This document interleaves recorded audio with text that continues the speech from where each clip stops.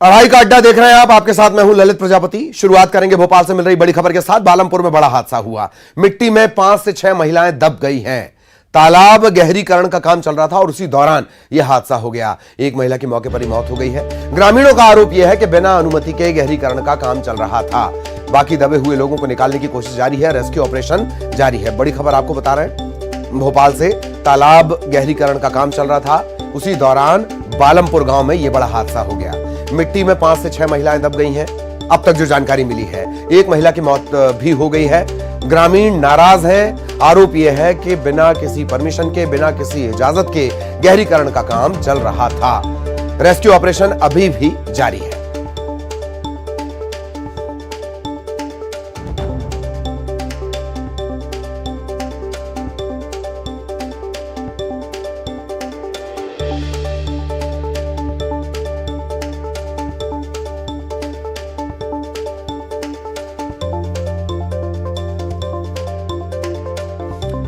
बालमपुर गांव में यह बड़ा हादसा हुआ है। भोपाल के बालमपुर गांव में तालाब गहरीकरण का काम चल रहा था, तभी अचानक मिट्टी धंस गई, दब गई।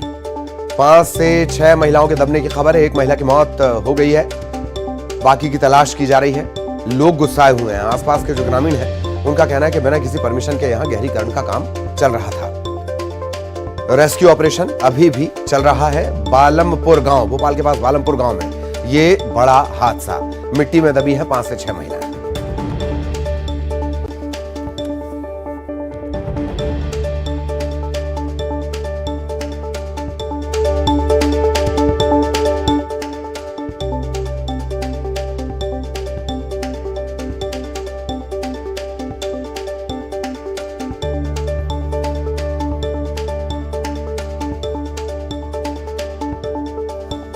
सहयोगी जितेंद्र हमारे साथ जुड़े हुए हैं। जितेंद्र, पूरी जानकारी।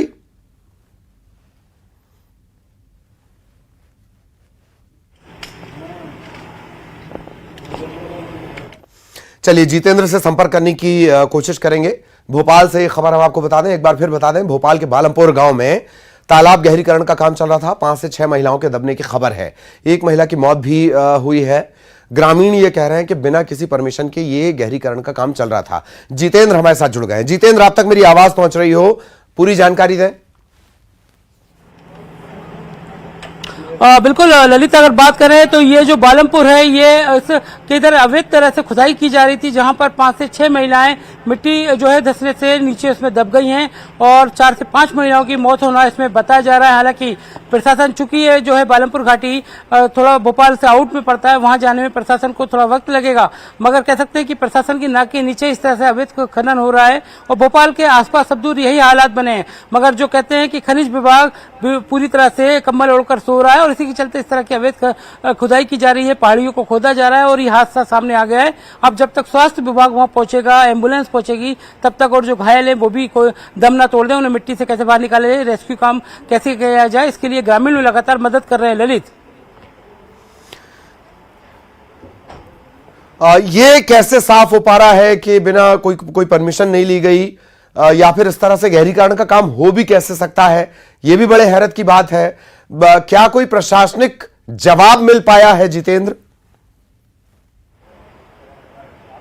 देखिए ललित, अभी किन्हीं अधिकारियों से संपर्क नहीं हो पाया, बात नहीं हो पाई, मगर जाहिर सी बात है, भोपाल के आसपास की अगर बात करें तो किसी तरह की कोई अनुमति नहीं ली जाती है, न दी जाती है और अवैध रूप से जंगल की कटाई होती है, मिट्टी की खुदाई की जाती है और वही काम लगातार जारी है। कोई निजी निर्माण वहां पर नहीं चल रहा है, तो इसी के चलते इस तरह का जो हादसा हुआ है और ये जो हादसा बड़ा हुआ है, जिसमें महिलाएं दबकर उसमें उनका दम घुट गया, मौत हो गई और उनके जो शव को वहां से जो ग्रामीणों ने निकाला। अब रेस्क्यू के लिए दूसरा दल पहुंच रहा है, अधिकारी पहुंचेंगे, उसमें थोड़ा वक्त लगेगा। हम भी मौके पर जाने की कोशिश करते हैं। आखिरकार उसके बाद स्पष्ट हो पाएगा कि ये किसकी खदान है, किस तरह से गहरीकरण किया जा रहा था, क्या परमिशन ली गई, क्या नहीं अनुमतियां हैं और किन लोगों को ये लोग हायर करके लाए थे, ये ग्रामीण लोग कौन है और क्या काम वहां किया जाना था। इनकी सारी जानकारी अधिकारी जब मौके पहुंच जाते हैं या फिर उनसे संपर्क हो पाता है, उसके बाद ही और स्पष्ट हो पाएगी। ललित, चलिए, धन्यवाद जितेंद्र इस तमाम जानकारी के लिए।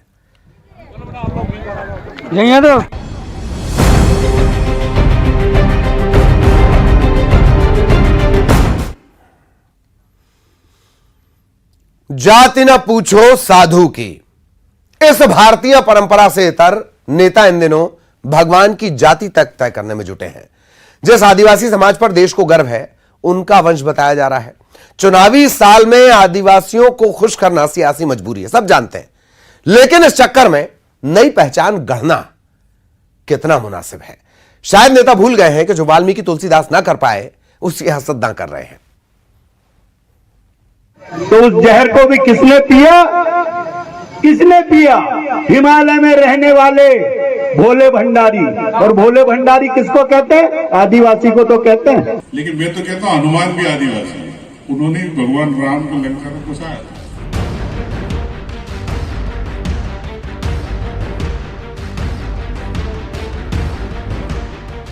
जात न पूछो साधु की परंपरा वाले देश में भगवान की जाति तय करने की होड़ मची है। लेकिन सियासत जो न कराए, नेताओं के बयान सुन लीजिए। किसी को भोलेनाथ में आदिवासी नजर आते हैं तो कोई हनुमान जी को आदिवासी करार दे रहा है।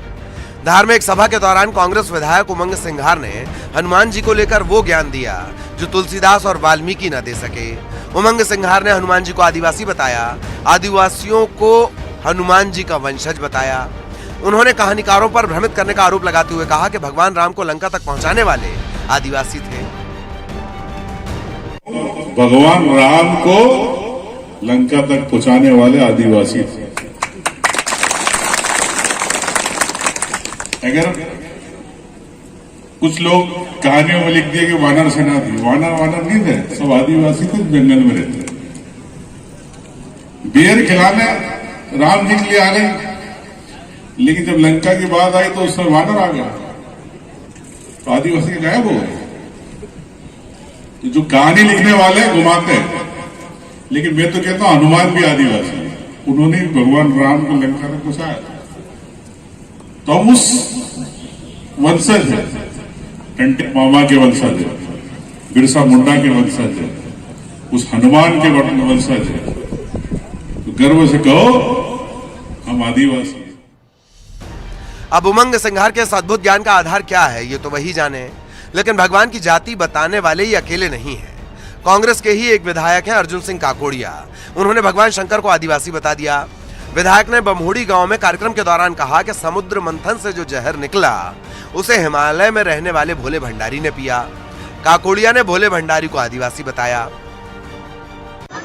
मंथन हुआ, समुद्र मंथन हुआ, समुद्र मंथन में जहर निकला, अमृत निकला। अमृत तो होशियार लोगों ने पी लिया, अब जहर बच गया। उस जहर का क्या करें? तो उस जहर को भी किसने पिया? किसने पिया? हिमालय में रहने वाले भोले भंडारी। और भोले भंडारी किसको कहते हैं? आदिवासी को तो कहते हैं। आज हर किसी की जबान में तो है। किसने पिया जहर? इस जहर को आदिवासी ने पी के इस संसार को जीवन दान दिया है। वो हमारा समाज है, वो इतना वैभवशाली समाज, इतना बड़ा समाज। इससे समाज के आगे सब लोग और हम सबका हम सम्मान करते हैं। ये सब क्योंकि सब लोग हमसे निकले, इसलिए हम सबका सम्मान करते हैं। प्रदेश में आदिवासियों का राजनीतिक महत्व देखते हुए चुनावी साल में सभी पार्टियां उन्हें खुश करने में जुटी हैं। लेकिन इस दौरान शायद नेता ये भूल जा रहे हैं कि आदिवासी होना ही आदिवासियों की पहचान है, आदिवासी होना ही गर्व है।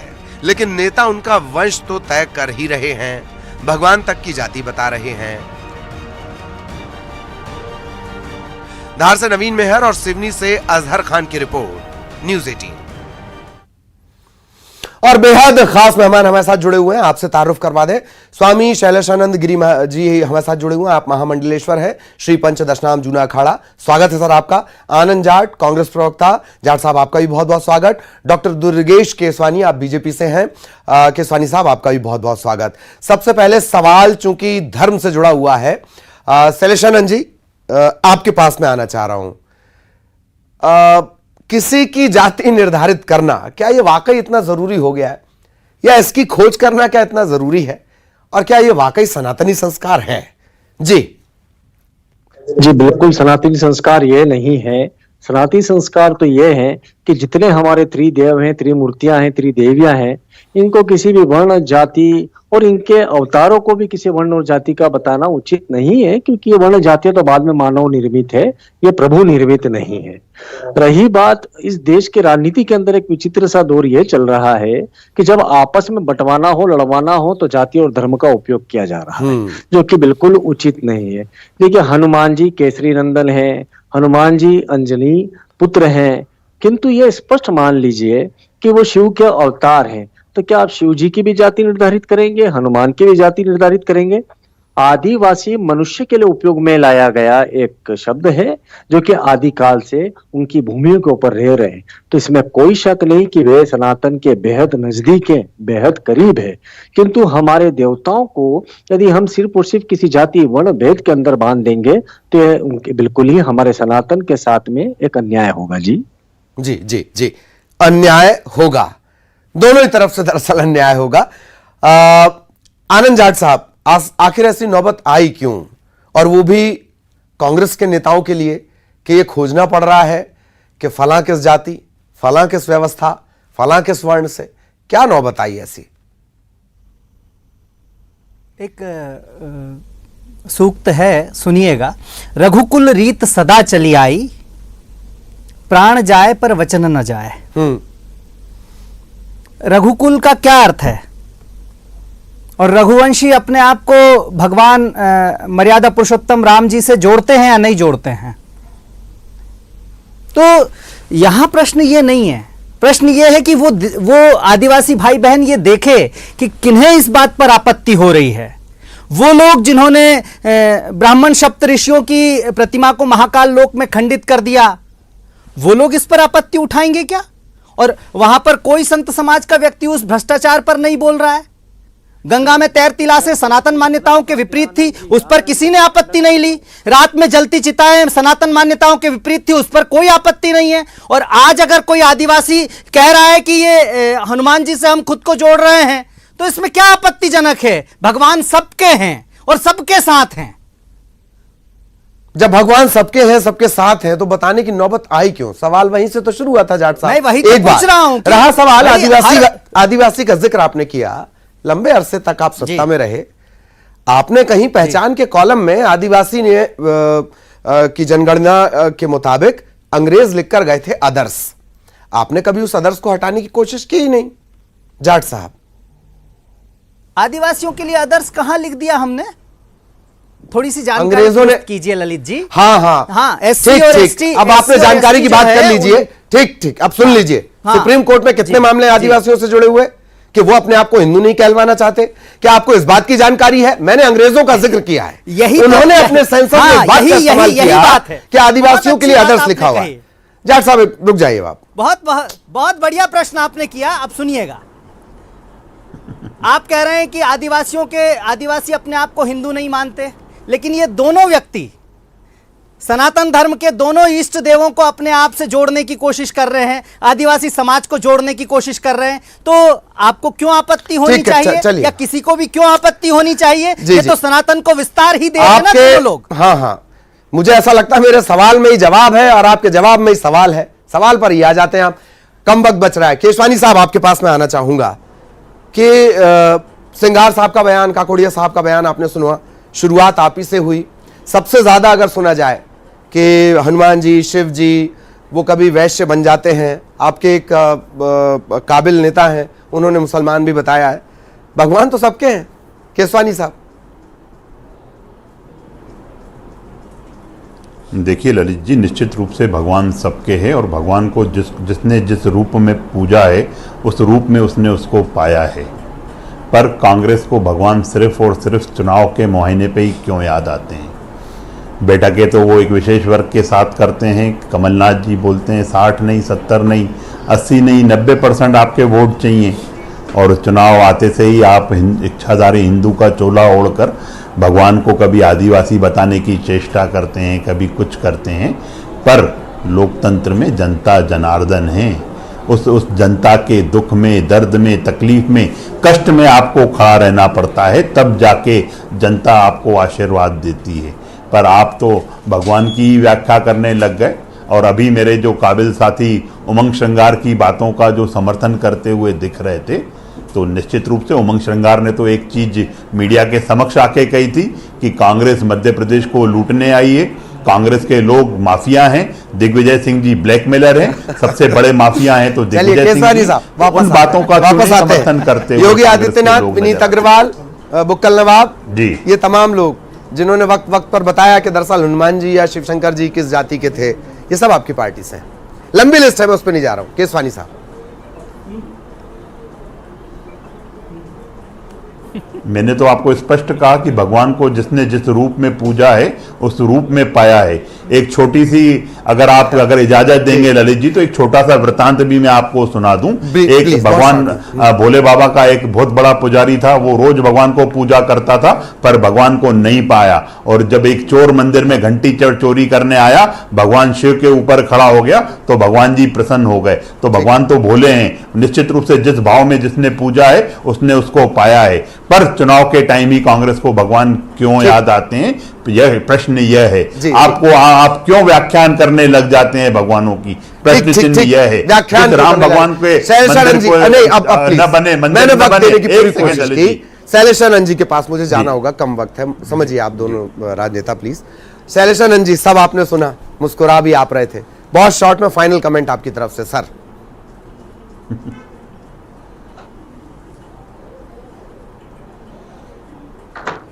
जी हेलो, हाँ, आपका final comment sir please, Shaileshanand ji. Final देखिए, मैं इस समय पे ये कहना चाहूंगा कि सनातन वैसे ही एक चुनौती के दौर से गुजर रहा है, जो कि बिना मतलब में प्रस्तुत की जा रही है जाति वर्ण के आक्षेप लगा लगा करके। और रही बात जब डेमोग्राफिक चेंज के ऊपर हम लोग ध्यान नहीं दे पा रहे हैं कि किस प्रकार से अन्य धर्म के लोग घुसपैठी बन करके हमारे राष्ट्र की अस्मिता के साथ में खिलवाड़ करने के लिए आतुर दिख, तो ऐसी स्थिति में इस प्रकार के विवाद उत्पन्न करना उचित नहीं है। उमंग जी भी अपनी जगह सही है, काकड़िया जी भी अपनी जगह सही है, बीजेपी कांग्रेस सब अपनी जगह सही है, किंतु वो गलत कहां पर है कि जब वो देवताओं के नाम के ऊपर किसी भी प्रकार का बखान करके विवाद पैदा करते हैं, तो ये उचित नहीं है। सनातन के हित में मैं ऐसे नहीं मानता जी। ठीक ठीक, जो शाश्वत है, सत्य है, सनातन है, उसको किसी सीमा में बांधना क्या। आप तीनों का बहुत बहुत धन्यवाद। थोड़ा वक्त भी ज्यादा हो गया, कम सवाल भी हो पाए, लेकिन ये चर्चाएं चलती रहेंगी। चुनावी सीजन है, हर कोई अपनी अपनी तरफ से व्याख्यान माला और दर्शन खोलकर बैठा हुआ है। इस प्रस्तुति में इतना ही, नमस्कार।